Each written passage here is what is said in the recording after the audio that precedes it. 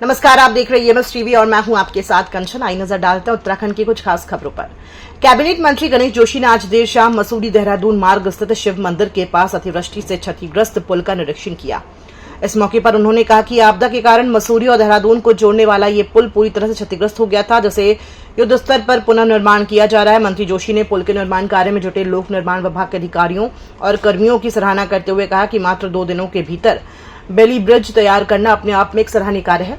उन्होंने जानकारी दी है कि 1 घंटे के भीतर पुल का निर्माण कार्य पूर्ण कर दिया जाएगा और इसके साथ ही देहरादून मसूरी मार्ग पर आवाजाही फिर से शुरू हो जाएगी। इस अवसर पर मंत्री जोशी ने मुख्यमंत्री पुष्कर सिंह धामी का भी आभार व्यक्त किया और कहा कि आपदा की इस घड़ी में राज्य सरकार हर प्रभावित परिवार के साथ खड़ी है और उन्हें हर संभव सहायता उपलब्ध कराई जाएगी।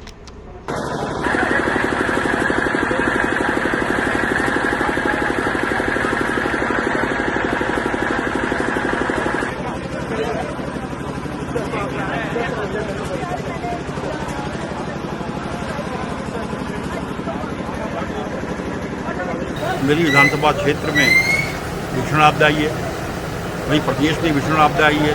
पहले धरारी में, बिजराली में, पौड़ी में, बागेश्वर में, और परसों बादल फटने से सबसे ज़्यादा नुकसान मसूरी विधानसभा क्षेत्र को हुआ है। मसूरी को जोड़ने वाला जो एकमात्र पुल है, जो एक यातायात का एक साधन था, उसका एक पुल टूटने से आवागमन बंद हो गया। मैं अपने बिल्डिंग के अधिकारियों को शाबाशी देता हूँ कि उन्होंने दिन रात मेहनत करके, हमारे एसडीएम यहाँ मौके पर लगातार रहे। कल मैंने 1 बजे फ़ोन किया तो मेरे एसडीएम यहीं पे थे और अभी 1 घंटे के अंदर ये पुल खुल जाएगा। बीते बुधवार को दून मेडिकल कॉलेज सभागार में आयोजित स्वस्थ नारी सशक्त परिवार अभियान कार्यक्रम के साथ ही प्रदेश भर में भी महिलाओं की स्वास्थ्य जांच के लिए शिविर शुरू हो गए हैं। महिला सशक्तिकरण और बाल विकास मंत्री रेखा आर्य ने प्रदेश की महिलाओं से मिशन मोड में इस अभियान के तहत अपनी स्वास्थ्य जांच कराने का आह्वान किया। कार्यक्रम में प्रधानमंत्री नरेंद्र मोदी ने मध्य प्रदेश की धरती से वर्चुअल माध्यम से संबोधित किया। उन्होंने देश की प्रगति के लिए महिलाओं के सशक्त होने की आवश्यकता पर जोर दिया। प्रधानमंत्री ने देश की खुशहाली के लिए महिलाओं के अच्छे स्वास्थ्य को अनिवार्य बताया। कार्यक्रम के बाद महिला सशक्तिकरण और बाल विकास मंत्री रेखा आर्य ने कहा कि इस अभियान के तहत 2 अक्टूबर तक प्रदेश भर में मेडिकल शिविर चलेंगे। उन्होंने कहा कि प्रदेश की सभी किशोरियों और महिलाओं को इन शिविरों में अपने स्वास्थ्य का परीक्षण अवश्य करना चाहिए। रेखा आर्य ने कहा कि महिलाएं पूरी तरह से स्वस्थ होंगी तो इससे पूरे परिवार की उत्पादकता बढ़ेगी और इससे प्रदेश सशक्त बनेगा। 17 से लेकर हम 2 अक्टूबर तक पूरी तरीके से स्वस्थ महिला और सशक्त परिवार के दृष्टिगत पूरे एक मिशन मोड में ये कार्यक्रम होने जा रहे हैं, क्योंकि एक परिवार की जब महिला जब स्वस्थ होगी तो स्वाभाविक रूप से परिवार सशक्त होगा, और जब परिवार सशक्त होगा तो समाज सशक्त होगा, और जब समाज सशक्त होगा तो स्वाभाविक रूप से देश सशक्त होगा। मैं समझती हूँ कि हम उत्तराखंड की भावना माननीय प्रधानमंत्री जी को समर्पित करते हैं कि आप हमेशा स्वस्थ रहें। उनके जन्मदिवस की बहुत बधाई देते हैं। आप हमेशा इसी प्रकार से देश को सशक्तिकरण की ओर आगे ले जाएं। 2047 में भारत को विकसित देश के रूप में स्थापित करने का जो आपका सपना है, उसमें आपका जो स्वदेशी को लेकर आह्वान है, निश्चित रूप से हम सब लोग उसे अपने जीवन में उतारने का काम करेंगे।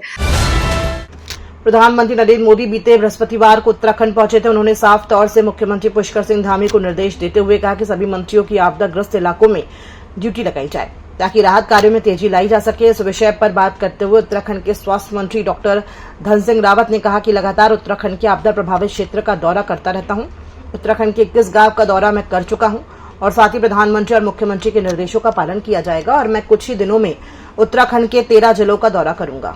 जीरो ग्राउंड पे हर जगह मैं गया हूँ। आपने देखा होगा, चाहे धराली है, चाहे थराली है, चाहे चमोली है, चाहे पौड़ी है, लगभग 21 गाँव को मैं देख के आ गया हूँ। तो मैं तो हमेशा जीरो ग्राउंड पे रहता हूँ और मैं प्रधानमंत्री जी का धन्यवाद देना चाहता हूँ, अपने मुख्यमंत्री जी का भी, कि उन्होंने हमको निर्देश दिए हैं कि सभी मंत्री जो है आपदा पीड़ित क्षेत्रों में जाएंगे, और मेरा भी पूरे प्रदेश का दौरा मैं करने जा रहा हूँ 13 के 13 जिलों में, और सब जगह मैं भी जाऊँगा। मुख्यमंत्री पुष्कर सिंह धामी ने सचिव आपदा प्रबंधन और पुनर्वास श्री विनोद कुमार सुमन से गुरुवार देर रात चमोली जनपद में अतिवृष्टि के कारण उत्पन्न स्थिति की जानकारी ली। उन्होंने प्रभावित क्षेत्रों में युद्ध स्तर पर राहत और बचाव कार्य संचालित करने, प्रभावितों को तत्काल मदद पहुंचाने और प्रभावित लोगों को असुरक्षित स्थानों से सुरक्षित स्थानों में पहुंचाने के निर्देश दिए। साथ ही उन्होंने विभिन्न घटनाओं में घायल हुए लोगों का बेहतर से बेहतर उपचार करने और लापता लोगों की खोज के लिए बचाव अभियान को तत्परता से संचालित करने के निर्देश दिए। मुख्यमंत्री ने कहा कि आपदा की इस घड़ी में राज्य सरकार सब प्रभावित परिवारों के साथ मजबूती से खड़ी है। राहत और बचाव दलों के प्रभावित क्षेत्रों में त्वरित गति से कार्य करने के निर्देश दिए गए हैं। जिन भाई बहनों के मकान क्षतिग्रस्त हुए हैं उनके रहने भोजन के साथ ही स्वास्थ्य सुविधाओं की समुचित व्यवस्था प्रशासन द्वारा की गई है। प्रभावित परिवारों के लिए राहत शिविरों में सभी आवश्यक व्यवस्थाएं करने के निर्देश दिए गए हैं। उन्होंने प्रभावित क्षेत्रों में जल्द से जल्द बिजली और पानी की आपूर्ति बहाल करने और क्षतिग्रस्त सड़कों को जल्द दुरुस्त करने के निर्देश दिए। कल रात नंदानगर में काफ़ी बारिश हुई है, जिससे कि 5 अलग अलग टोकों में काफ़ी नुकसान की सूचना प्राप्त हुई है, जिसमें धुरमा, कुंडी, सेरा, लगापाली और कुंतरी प्रमुख टोक हैं जहाँ ज़्यादा नुकसान हुआ है। और अभी 10 लोगों के लापता होने की सूचना हमारे पास है और काफ़ी लोग घायल भी हुए हैं और जगह जगह रोड बंद है और एम्बुलेंसेज, मेडिकल टीम, जल संस्थान की टीम, पीडब्ल्यूडी की टीम सबको हमने मोबिलाइज कर दिया है और आशा है जल्दी सड़क खुल जाएगी और हम घटनास्थल पे पहुंचेंगे, क्योंकि कई जगह रोड वॉश आउट है तो पहुंचने में समय लग रहा है। हालांकि लोकल तहसील प्रशासन, SDRF की टीम मौके पे पहुंच चुकी है और रिलीफ ऑपरेशन हमारे स्टार्ट हो चुके हैं। मुख्यमंत्री पुष्कर सिंह धामी ने आज IT पार्क स्थित राज्य आपदा परिचालन केंद्र से प्रदेश भर में अतिवृष्टि से प्रभावित क्षेत्रों की समीक्षा की। मुख्यमंत्री ने चमोली जनपद के नंदानगर क्षेत्र के आपदा प्रभावित गांवों में बचाव और राहत कार्यों को और अधिक गति प्रदान करने के निर्देश दिए। चमोली के नंदानगर क्षेत्र में हुई प्राकृतिक आपदा की जानकारी जिलाधिकारी चमोली श्री संदीप तिवारी से प्राप्त करते हुए मुख्यमंत्री ने गंभीर रूप से घायल व्यक्तियों को तत्काल बेहतर चिकित्सीय सुविधा उपलब्ध कराने के लिए एम्स ऋषिकेश एयरलिफ्ट किए जाने के निर्देश दिए। मुख्यमंत्री प्रातःकाल से ही आपदा परिचालन केंद्र और जिला प्रशासन के अधिकारियों के साथ निरंतर संपर्क में रहकर राहत और बचाव कार्यों की समीक्षा करते रहते हैं। मुख्यमंत्री ने अधिकारियों को निर्देश दिए हैं कि अतिवृष्टि के कारण प्रभावित क्षेत्रों में सड़क, पेयजल आपूर्ति, विद्युत व्यवस्था और नेटवर्क कनेक्टिविटी शीघ्र पुनः स्थापित की जाए। आपदा प्रभावित लोगों के लिए आश्रय, भोजन, स्वच्छ पेयजल और अन्य आवश्यक सुविधाओं की समुचित व्यवस्था की जाए। प्रत्येक प्रभावित क्षेत्र में पर्याप्त संख्या में चिकित्सक और दवाओं की उपलब्धता बनाई जाए ताकि किसी भी आपदा स्थिति में त्वरित चिकित्सा सहायता उपलब्ध हो सके।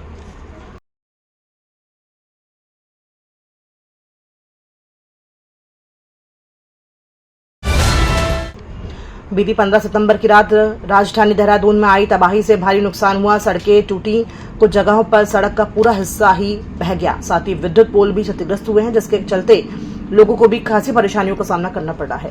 लेकिन अब संबंधित विभागों को जल्द से जल्द इन्हें ठीक करने को कहा गया है, जिसको लेकर जिलाधिकारी देहरादून ने कहा कि कंट्रोल रूम के माध्यम से थोड़े थोड़े समय पर मरम्मत कार्य और कनेक्टिविटी की अपडेट ली जा रही है, जिसके पीछे का उद्देश्य लोगों को जल्द से जल्द सड़क और बिजली कनेक्टिविटी देना सुनिश्चित कराना है।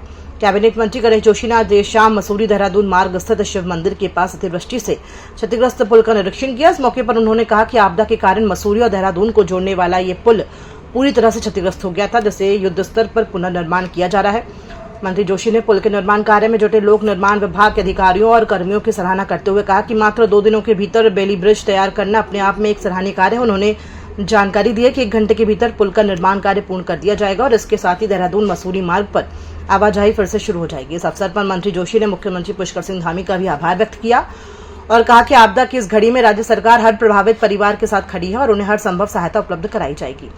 देखिए, हमारे रिलीफ इवैक्यूएशन स्ट्रेटजी में सबसे पहले आता है कि हमको लॉस ऑफ लाइफ को मिनिमाइज करना है, वो फर्स्ट स्टेप था। अब सेकंड स्टेप है कि हमें अपनी कनेक्टिविटी, चाहे वो रोड की है, चाहे हमारी इलेक्ट्रिकल ट्रांसमिशन लाइन्स हैं, उनको रिस्टोर बैक करना है। उसमें सभी डिपार्टमेंट से प्रत्येक 3-4 घंटे में समीक्षा की जा रही है। हमारे प्रभारी हैं ADM इंचार्ज, वो कंट्रोल रूम में हमारे डिपार्टमेंट्स को कॉल करके, कन्वीन करके जो रियल टाइम प्रोग्रेस है ग्राउंड पे वो ली जा रही है। हमारा यही प्रयास है कि हम जल्द से जल्द अपनी सड़क और बिजली की कनेक्टिविटी को रिस्टोर करें। खबरों में फिलहाल इतना ही। दीजिए इजाजत। नमस्कार।